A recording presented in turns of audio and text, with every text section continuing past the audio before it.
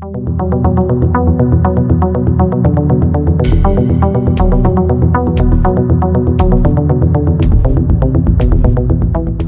Foot over ব্রিজে উঠে দেখা মিলে সিঁড়ি থেকে পুরো চলাচলের পথ জুড়ে বসে আছেন ভিক্ষুকরা। কোথাও আবার হকাররা দোকান সাজিয়ে বিক্রি করছেন বিভিন্ন পণ্য।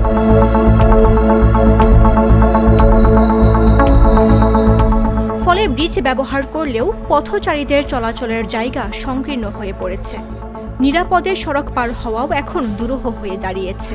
সমস্যা যে কমলাপুর রেল স্টেশন দিয়ে এই ওভারব্রিজে যাইতে হইলে যাওয়া যায় না, রাস্তার দুই পাশে দোকান। হকাররা যদি বলি যে সরতে চায় না, বলে যে টাকা দিয়ে এখানে বসছি, এরা সরে না, আরো আমাদের সাথে খারাপ ব্যবহার করে। ডান পাশে দুই পাশে ব্লক থাকে, একেবারে সকাল থেকে একবার রাত পর্যন্ত বলে যে জিআরপি থানায় টাকা দিই, মহল্লায় টাকা দিই, আপনার সমস্যা কি আপনারা জান। আমি তো মনে করি সিটি কর্পোরেশন আছে, সিটি কর্পোরেশনের এটা ব্যর্থতা, এটা ওদের তদারকি করা উচিত আই থিঙ্ক। আর স্থানীয় প্রশাসন যারা আছে রাজনৈতিক, তাদেরও এই ব্যাপারটা দেখা উচিত বলেই আমি মনে করি।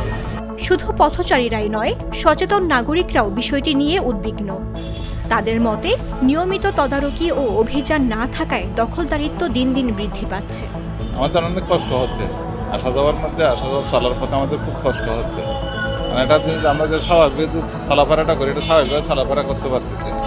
সকালবেলা এবং বিকালবেলা তো প্রচুর পথচারী এদিক দিয়ে যাতায়াত করে।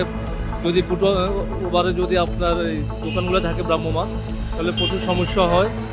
আর যদি এই দোকানগুলো না থাকে তাহলে স্মুথলি আমরা চলাফেরা করতে পারি, আমাদের কোনো সমস্যা হয় না। বিশেষজ্ঞরা বলছেন, দখলমুক্ত না হলে ফুটওভার ব্রিজের মূল উদ্দেশ্য পথচারীর নিরাপদ পারাপার সম্পূর্ণ ব্যর্থ হবে। পথচারীদের নিরাপত্তা নিশ্চিত করতে নির্মিত ফুটওভার ব্রিজগুলো দখলদারিত্বের কারণে অকার্যকর হয়ে পড়েছে। দ্রুত ব্যবস্থা না নিলে ঝুঁকি আরও বাড়বে বলে মনে করছেন সচেতন মহল। নিউজ ডেস্ক, জাগো নিউজ।